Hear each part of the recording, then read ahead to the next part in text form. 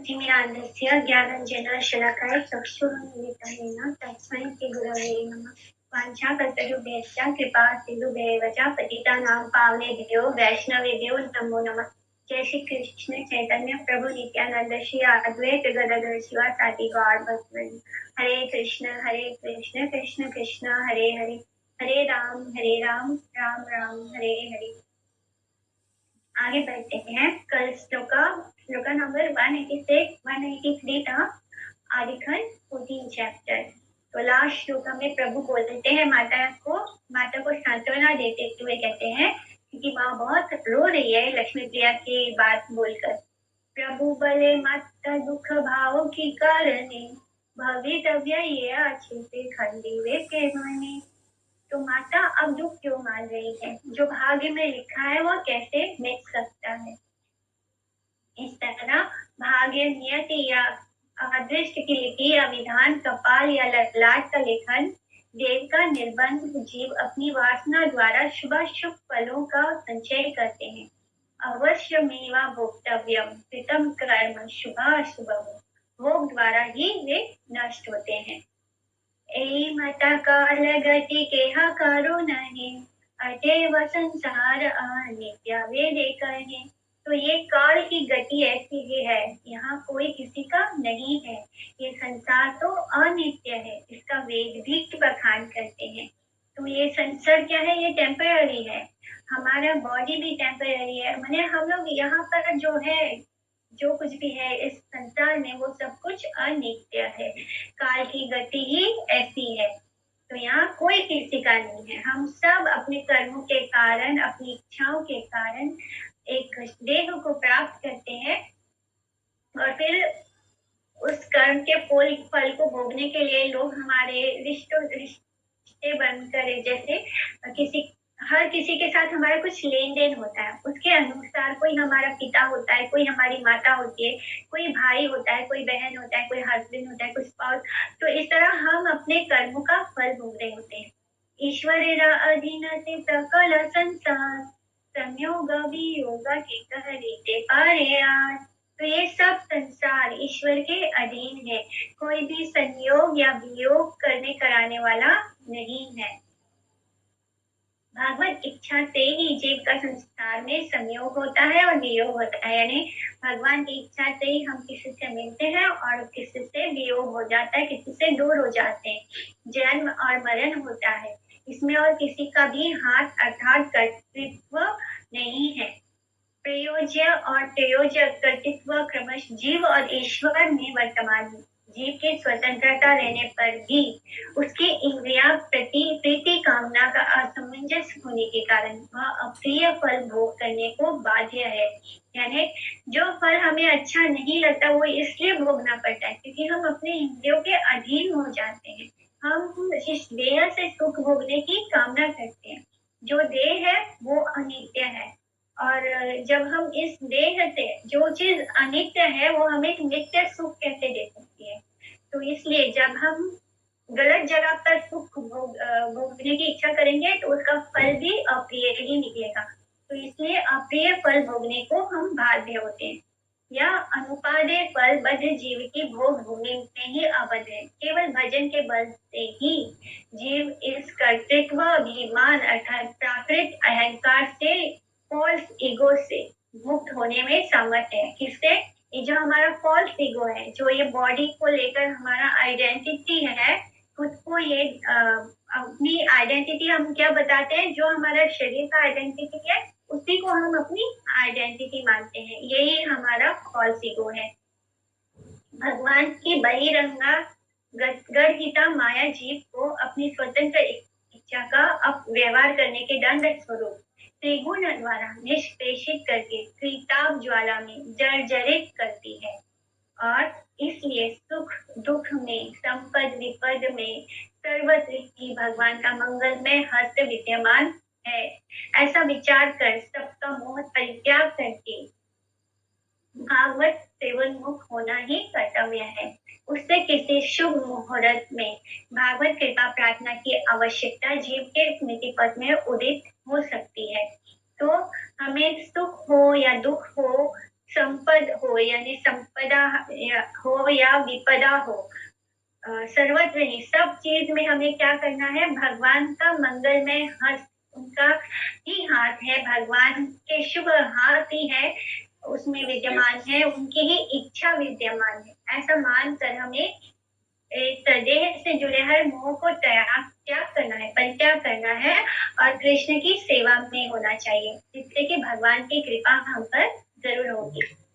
अतएव ये हरिला ईश्वर इच्छा हरिला से कार्य आदर दुख के नेताए, इसलिए समस्त कार्य जब ईश्वर की इच्छा से होते हैं तब उनके लिए फिर दुख क्यों माना जाए।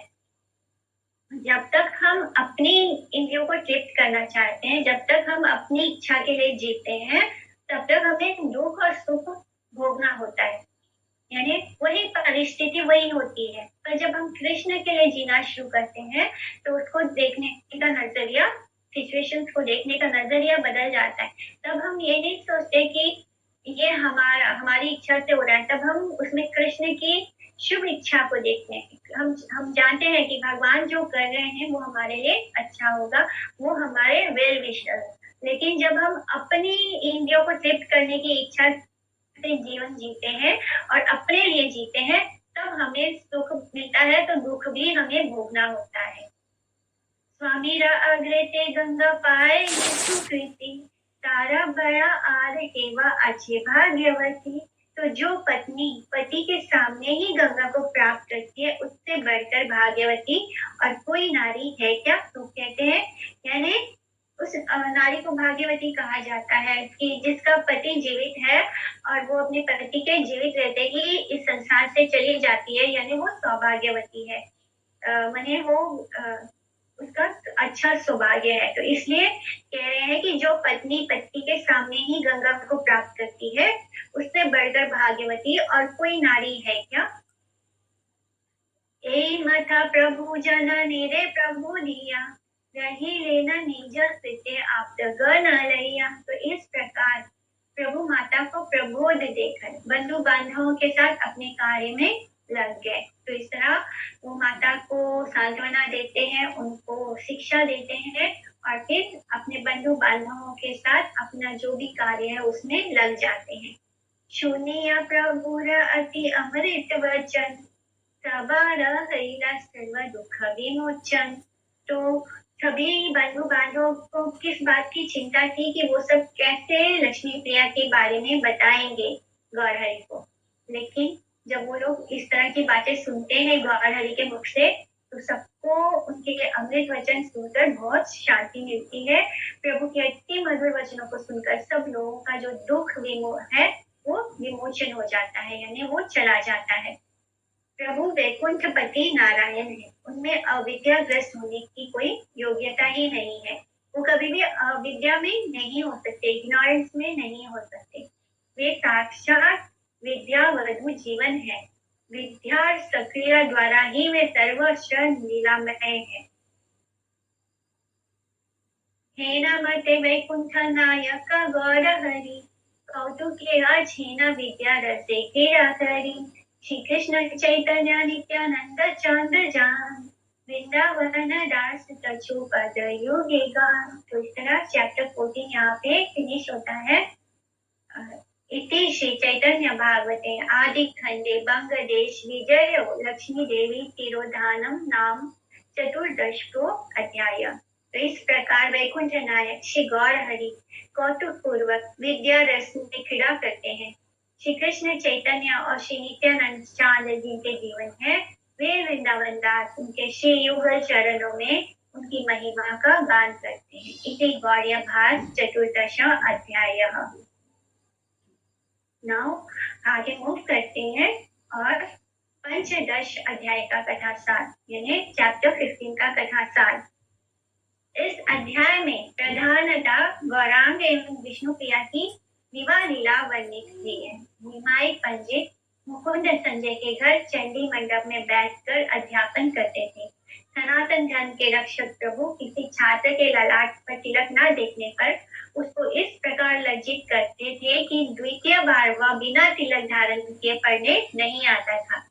प्रभु कहते हैं कि जिस विप्र के ललाट पर तिलक नहीं है उसका ललाट शमशान सदृश है। यानी अगर माथे पर तिलक नहीं है तो उसका मतलब क्या होता है कि वो माथा शमशान भूमि की तरह है। यही शास्त्रों का मत है। प्रभु जिन छात्रों को किसी दिन बिना तिलक के देखते तो कहते कि तुम निश्चय या संध्या करके नहीं आए हो, और उन्हें संध्या गिनक करने के लिए दोबारा घर भेज देते थे। तो उन्हें पसंद नहीं था कि किसी के माथे पर तिलक ना हो। छात्रगण तिलक धारण करके वापस आने पर ही प्रभु के निकट अध्ययन करने के अवसर पाते थे। निमाय पंडित सभी के साथ नाना प्रकार से हास परिहास भी करते थे। विशेषतः वे श्रीहतवासियों के शब्द उच्चारण के ढंग को लेकर प्राय किंचित रंग रस करते रहते थे, परंतु पर स्त्री के साथ प्रभु किसी प्रकार का हास परिहास नहीं करते थे। स्त्रियों को देखते ही वे पथ के दूसरी ओर अवस्थान कर जाते थे, क्योंकि इस गौर अवतार में कृष्ण चंद्र की भांति संभोग में लीला प्रदर्शित नहीं हुई है। इसलिए गौर कृष्ण तत्वविद महापुरुष उनके प्राकृत अनुगत जन किसी भी दिन गौर सुंदर को संभोग रस विग्रह कृष्ण की तरह नादिया नागर में नाम से अभिहित नहीं करते हैं। प्रभु के निकट मात्र वर्ष भर अध्ययन करके छात्र जो है सिद्धांत निपुण हो जाते हैं। इधर सची माता ने दूसरी बार विवाह के पुत्र के विवाह के लिए उत्कंठित होकर काशीनाथ पंडित के द्वारा नवद्वीपवासी राज पंडित सनातन मिश्रा की परम विष्णु भक्ति परायणा कन्या के साथ निमाई का विवाह संबंध स्थिर कर दिया। यानी वहां पे उन्होंने बात पक्की कर दी। बुद्धिमता खान नामक एक सुबुद्धिमान धनाढ्य प्रभु के इस विवाह का समस्त व्यय भार वहन करने के लिए स्वेच्छा से उद्यत हो गए। तो एक व्यक्ति था जो बिजनेसमैन था, बहुत ही रिच था, उसका नाम था बुद्धिमता खान। तो वो इसको स्पॉन्सर करना चाहता था। श्री चैतन्य महाप्रभु का विवाह जो है, उनका जो विवाह है उसको वो विष्णु प्रिया के साथ, उनका ये जो सेकेंड विवाह होने वाला है उसको वो स्पॉन्सर करना चाहते हैं, उसका सारा खर्चा उठाना चाहते हैं अपनी इच्छा से। शुभ लग्न और शुभ दिन महासमारोह पूर्वक अधिवास उत्सव संपन्न हुआ। अधिवास यानी कोई भी शुभ चीज होने वाली होती है, उत्सव होने वाला है, तो उसके एक दिन पहले उसका ये किया जाता है, संकल्प लिया जाता है कि कल ये चीज होने वाली है, तो उसको अधिवास कहते हैं। वो एक दिन पहले होता है, किसी उत्सव के आरंभ होने के एक दिन पहले होता है, तो उसको अधिवास कहते हैं। तो अधिवास उत्सव संपन्न हुआ, विवाह का अधिवास उत्सव संपन्न हुआ, और गोधूली लग्न में डोला पर चढ़कर प्रभु राज पंडित के घर उपस्थित हुए और सब प्रकार के वेद आचारों लोकाचारों के साथ परम समारोह पूर्वक युगल दंपति लक्ष्मी स्वरूपा विष्णुप्रिया तथा नारायण स्वरूपा श्री गौर का विवाह लीला संपादित हुई। विष्णु प्रीति की कामना करते हुए सनातन मिश्रा ने प्रभु के हाथों में अपनी प्राण से भी अधिक दुहिता को समर्पित कर दिया एवं जामाता को बहुविध उपहार दहेज प्रदान किए। अगले दिन अपराह्न में यानी आफ्टरनून में विष्णु प्रिया देवी के साथ डोला में बैठकर प्रभु ने पुष्प वृष्टि और गीत वाद्य नृत्य आदि के, यानी जैसे बाराती चलते हैं, गीत वगैरह गाते हैं, वाद्य यंत्र बजते हैं, सब नाचते हैं, नृत्य करते हैं, तो इस तरह वो पालकी जैसे होता है डोला में बैठ के वो अपने घर को प्रस्थान करते हैं। शुभ प्रस्थान किया। घर में आकर लक्ष्मी नारायण की अधिष्ठित होने पर भुवन व्यापिनी जय ध्वनि गूंज उठी। लक्ष्मी नारायण की नित्य विवाह लीला कथा का श्रवण करने से प्राकृत जगत में, मटेरियल वर्ल्ड में, जगत जीव की भोक्तृत्व भोग्य संबंध युक्ति पुरुष प्रकृति की दाम्पत्य स्पृहा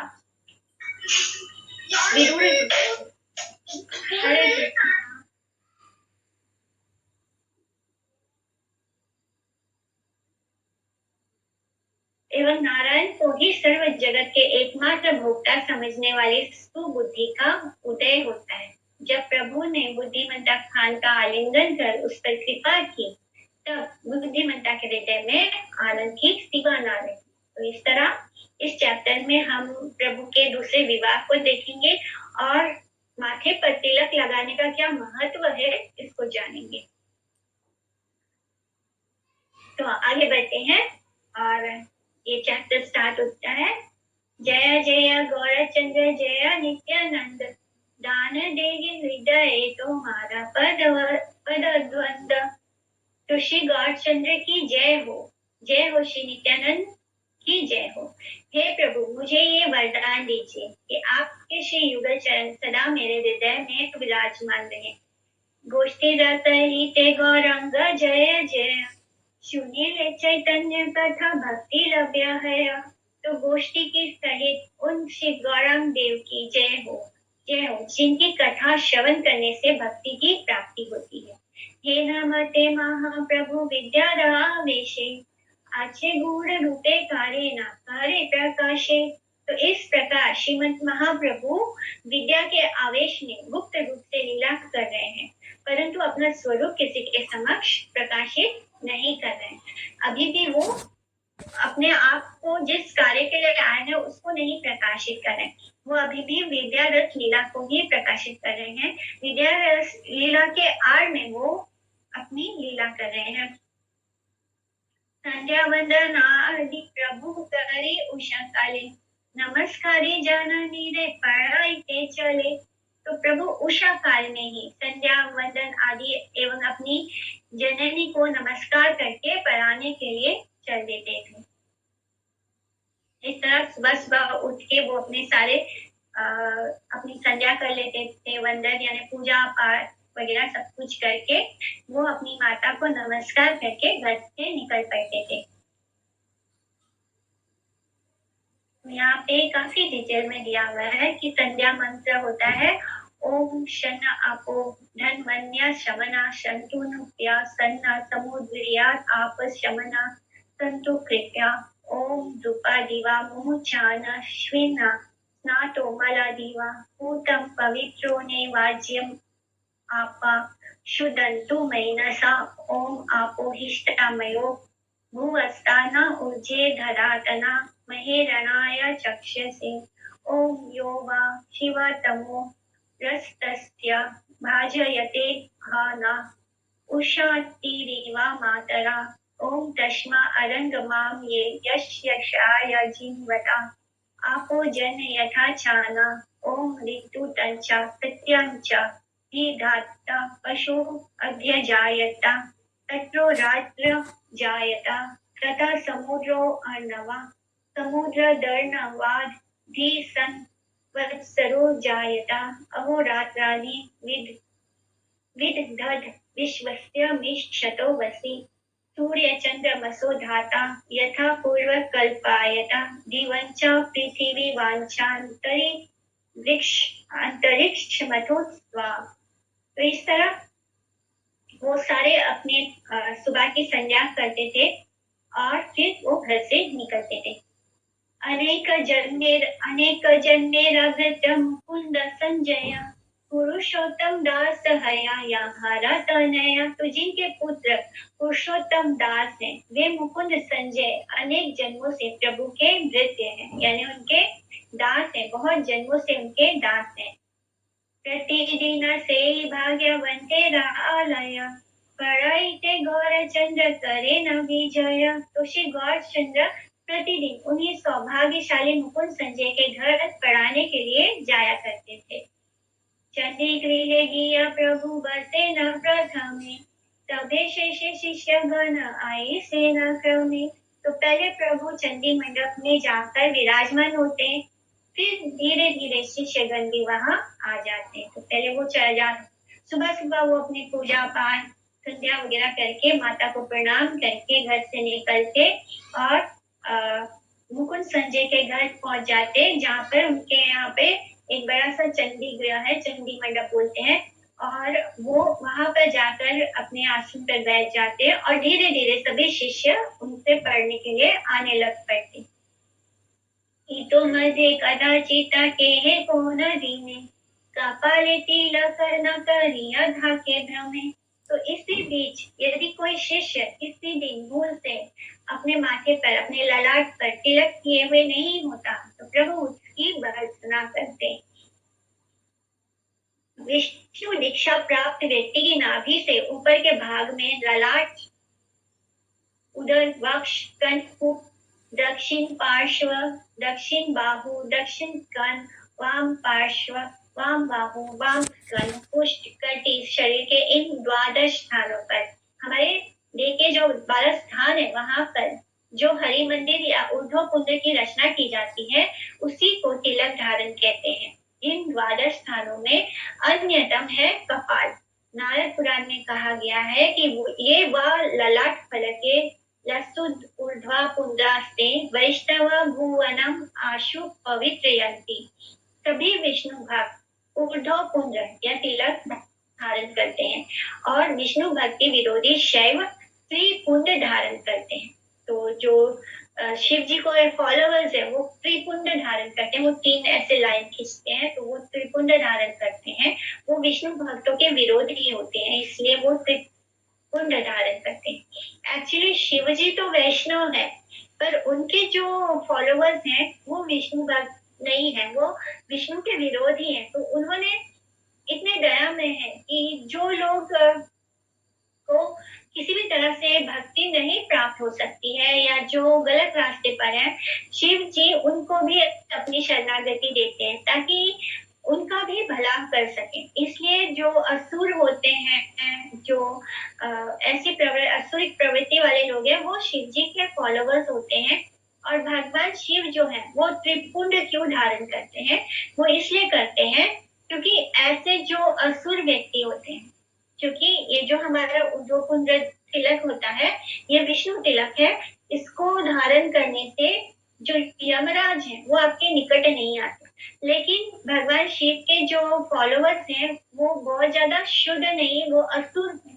तो असुर भी क्या हुआ कि वो भी अगर उद्धव कुंड जब शिव जी की तरह धारण करते थे तो उनको उसी तरह यमराज उनको नहीं ले जाते थे, जिस कारण वो और भी उद्दंडता करते थे और भी लोगों को परेशान करने लगते थे। शिव जी ने उनको अपने पास रखा था ताकि उन्हें धीरे धीरे सुधार सके, लेकिन इस तरह वो सुधरने के बदले वो और भी जैसे कि वो और भी आजाद हो गए, क्योंकि अगर यमराज का भी भय नहीं रहा उनको तो इसलिए वो और भी आजाद हो गए और भी ज्यादा लोगों को परेशान करने लगे। इसलिए उनको छलने के लिए शिव जी वैष्णव होने के बावजूद वो ऐसे त्रिदंड लगाना शुरू कर दिए, जिससे कि उनके जो फॉलोअर्स असुर हैं वो भी ऐसा ही तिलक करें, त्रिपुंड तिलक धारण करते हैं, जिससे कि यमराज को पता होता है कि ये विष्णु भक्त नहीं है। और फिर ऐसे लोगों के मन में, ऐसे असुरों के मन में यमराज को लेके भय रहता है, जिससे कि वो उस भय के कारण सही रास्ते पर आ सके। अदरवाइज क्या होगा, कोई भय नहीं होने से वो लोगों को और भी ज्यादा परेशान करना शुरू कर देंगे। इसलिए शिव जी का को समझना बहुत कठिन है। वो हर मूड में वो केवल और केवल कृष्ण भक्ति ही है और सबसे बड़े भक्त हैं, लेकिन वो भला करना चाहते हैं इसलिए वो इस तरह करते हैं। तो ये जो असुर होते हैं वो इस बात को नहीं जानते कि शिव जी जो है वो वैष्णु है, वो शिव विष्णु के भक्त हैं। इस तरह वो विष्णु भक्तों का भी विरोध करते हैं। तो विष्णु भक्त विरोधी शैव बोलते हैं, जो शिव भक्त होते हैं उनको शैव कहते हैं। तो शैव त्रिपुंड धारण करते हैं। जो दीक्षा प्राप्त द्विजा तिलक धारण नहीं करते हैं उनके लिए राजा को चाहिए कि वे उसे गधे की पीठ पर पीछे की ओर मुंह करके बैठा कर नगर में से बहिष्कृत करें। यही शास्त्रों की विधि है। यानी शास्त्रों में ये मेंशन किया गया है कि जो तिलक नहीं धारण करते उनको गधे पर बिठाना चाहिए उल्टा पीठ करके और नगर से बाहर कर देना चाहिए। अतएव विष्णु दीक्षा प्राप्त समस्त व्यक्तियों को सर्वदा तिलक धारण अवश्य करना चाहिए। या फिर जो विष्णु दीक्षा प्राप्त होते हैं, जो वैष्णव होते हैं, उनको हर समय तिलक धारण करना अवश्य है। इसलिए जगत गुरु लोक शिक्षक प्रभु ने लोक शासन हेतु बाल लीला से इस प्रकार का उपदेश प्रदान किया था। भगवान विष्णु की पूजा करने पर विष्णु दीक्षा की आनुषंगिक 5 प्रकार के संस्कारों को निश्चय ही ग्रहण करना चाहिए। साधारणतः द्विजातिजन 10 प्रकार के संस्कार ग्रहण करते हैं। अध्वर्य गुण पंचदशा संस्कारों से संस्कृत होकर वैष्णव होते हैं। ब्राह्मण जिस प्रकार पवित्र यज्ञ सूत्र धारण करने के लिए बाध्य है, उसी की प्रकार विष्णु दीक्षा प्राप्त वैष्णव भी उनको शिखा जरूर रखना चाहिए, सूत्र भी धारण करना चाहिए, और जिसको जनेव बोलते हैं, जो सेक्रेड थ्रेड बोलते हैं जनेव, वो ब्राह्मण को, अगर कोई ब्राह्मण दीक्षा लिया है तो उसको उस ब्राह्मण को जनेव जरूर धारण करना चाहिए। इसी तरह जिसने जो विष्णु दीक्षा लेते हैं वैष्णव जन, उनको शिखा रखना ही चाहिए। उनको पवित्र सूत्र भी धारण करना चाहिए, जनेव भी धारण करना चाहिए। अपने अंगों पर 12 स्थानों पर तिलक धारण करना चाहिए और मलिका धारण करने को बाध्य है। मलिका में भी कंठी को बोलते हैं, आई डोंट नो, क्योंकि जितने भी वैष्णव हैं उनको कंठी भी धारण करना होता है, शिखा रखनी है, कंठी धारण करना है, तिलक धारण करना है, और सेक्रेड थ्रेड जनेव धारण करना है, सूत्र। और इस देह को ही जब कोई वैष्णव अपने शरीर पर 12 स्थानों पर तिलक धारण करता है तो उसका वो शरीर ही हरि मंदिर हो जाता है, भगवान का मंदिर हो जाता है। धर्म सनातन प्रभु स्थापे सर्व धर्म, लोक रक्षा लागी प्रभु ना लंघे न कर्म। तो सनातन धर्म के स्वामी श्री गौर प्रभु सब धर्मों की स्थापना करते हैं एवं लोक रक्षा के लिए, इस समाज की रक्षा के लिए किसी कर्म कांड का उल्लंघन भी नहीं करते हैं। श्री गौर नारायण धर्म रक्षक रूप से सनातन धर्म के संस्थापक हैं, इसलिए वे कर्म कांड रहित शुद्ध धर्म के प्रवर्तक नहीं थे। लोक रक्षा को दृष्टिगत रखते हुए उन्होंने वैदिक कर्म कांड का उल्लंघन भी कभी नहीं किया, परंतु केवल भक्ति की अनुकूलता पर विचार करते समय ही वे कर्म कांड का फाल्गुन्य ज्ञापन करते थे। इस तरह उन्होंने जो सोसाइटी में प्रिवेलिंग वैदिक कर्म कांड है उसको कभी ऐसे इग्नोर नहीं किया या अनफॉलो नहीं किया, लेकिन जब बात शुद्ध भक्ति की आती तब वो उसको फाल्गु कहते थे, या मतलब उसको नहीं मानते थे। अदरवाइज उन्होंने कभी किसी चीज का विरोध नहीं किया है। हे न लज्जा ताहारे दे, हे न से ही शहने, तैयार न आई से कबू संध्या करी देने। तो ललाट पर बिना तिलक लगाए आने वाले विद्यार्थियों को प्रभु उसी क्षण ऐसे लज्जित करते कि वह कभी संध्या किए बिना नहीं आता था। तो इस तरह एक ही बार उनको इस तरह लज्जित कर देते थे कि दूसरी बार वो कभी भी ऐसी गलती नहीं करता था कि संध्या ना करे या तिलक धारण ना करे। जब संध्या करनी होती है तो तिलक होना चाहिए, आचमन करना चाहिए, तिलक धारण करना चाहिए, उसके बाद संध्या करनी चाहिए। प्रभु बले केने भाई का पले तो मारा, तिलक न देखी केने की युक्ति हारा। तो प्रभु कहते क्यों भाई तुम्हारे ललाट पर तिलक क्यों नहीं दिख रहा है, इसका कारण तो बताओ। तिलक न था के यदि विप्रेरा का पाले, ते का पाले शमशान सदृश्य वेदे बले। तो यदि विप्र ब्राह्मण के ललाट पर तिलक ना हो तो उसका ललाट शमशान सदृश्य है, यानी शमशान भूमि की तरह है, ऐसा वेदों में कहा गया है। मुझे लाड़ आजी तुम्हें नहीं कर संध्या, आजी भाई तुम्हारा हैला संध्या बंध्या। तो हे भाई हम समझ गए आज तुमने संध्या नहीं की है, तब तो तुम्हारी संध्या निष्फल हो गई। चला संध्या करागी ये पुनर्वार, संध्या करी तबे से आसिहा परिवार। तो जाओ अब फिर घर पर जाकर संध्या करो, संध्या करने के पश्चात ही पढ़ने के लिए आना। ए मते प्रभु रायते का अच्छे शिष्यागण, तबे अत्यंत निज धर्म पारायण। तो इस प्रकार प्रभु के जितने भी शिष्य थे वे सभी नितांत निज धर्म परायण हो गए। एते का औद्धत्य प्रभु करे न कौतुके, हेना नागी यारे न चाले न रूपे। तो प्रभु कौतुक पूर्वक इतनी उद्दंडता करते थे कि किसी भी व्यक्ति को छेड़े बिना नहीं छोड़ते थे। यानी हंसी की मजाक करते करते ही वो सबकी खिंचाई भी कर देते थे, सबको उनकी गलती बता देते थे और फिर इस तरह वो उनको सुधार भी देते थे।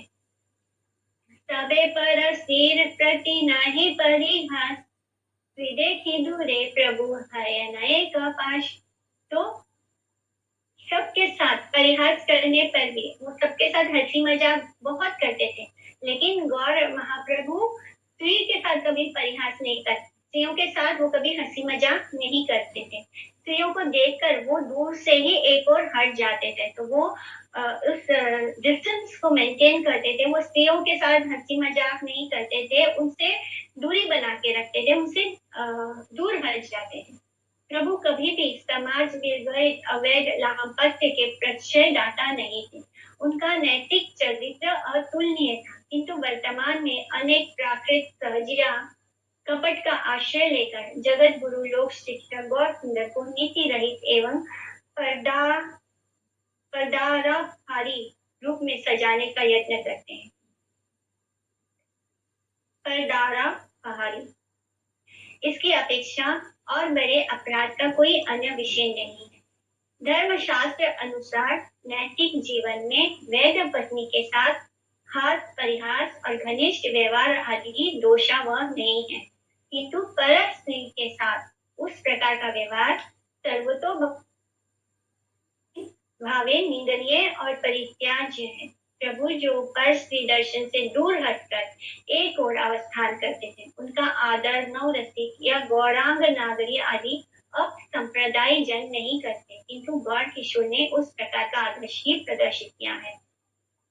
तो भगवान गौर हरि जो शास्त्रों में जैसा वर्णन आता है कि उनके जो एक पुरुष को अपनी पत्नी के अलावा और किसी भी स्त्री के साथ हास परिहास नहीं करना चाहिए, ज्यादा मेलजोल नहीं करना रखना चाहिए, यानी सिर्फ अपनी वैद जो लीगल वाइफ होती है उसके साथ ही हास परिहास या ऐसा घनिष्ठ व्यवहार होना चाहिए और किसी पर स्त्री के साथ नहीं होना चाहिए। तो इसको गौर हरि बहुत स्ट्रिक्टली फॉलो करते थे। लेकिन जो सहजिया हैं, जो दिखावा करते हैं कि वो गौरांग महाप्रभु को फॉलो करते हैं, वो लोग इस चीज को नहीं फॉलो करते। तो इस तरह वो गौर हरि की शिक्षा को नहीं फॉलो करते, बस वो उसको यूज करते हैं। गौर हरि के फॉलोवर्स बनकर वो लोगों का के साथ छल करते हैं। विशेषाचार्येण प्रभु देखी श्रीहतिया, कथा देना से मत वचन बलिया। तो प्रभु श्रीहट निवासी को देखकर उन्हें छेड़ने लगते थे, विशेषकर उनकी बोली का अनुकरण करके उनकी कथार्थना करते थे। गौड़ देश की राजधानी शिमायापुर, नवद्वीप और बंग के सुदूर पूर्वोत्तर प्रांत में श्रीहट देश स्थित है और इन दोनों स्थानों के प्रादेशिक शब्दों और वाक्यों के उच्चारण में पूर्ण पार्थक्य होने के कारण एवं प्रभु के पूर्व पुरुष श्रीहटवासी थे, इस कारण श्रीहटवासियों के साथ प्रभु का हास परिहास आदि स्वभाव था।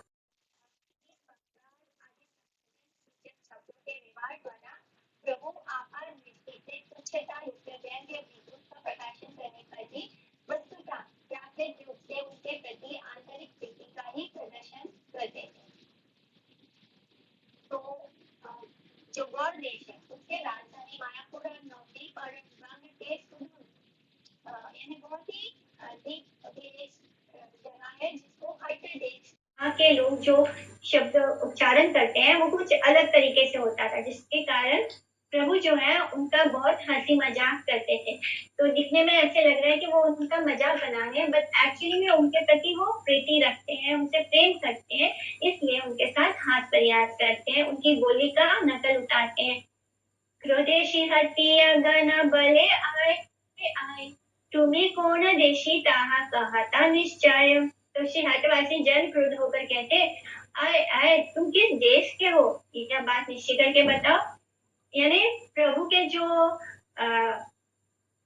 पूर्वज हैं वो भी हटवासी हैं, तो अब जब वो किसी हटियागन या हटवासी का मजाक करते, उनसे हंस परिहास करते, तो वो भी बोलते अच्छा तो तुम बड़े हमारा मजाक उड़ा रहे हो, और ये तो बताओ कि तुम कौन से देश के हो, यानी तुम भी तो वही हो हटवासी।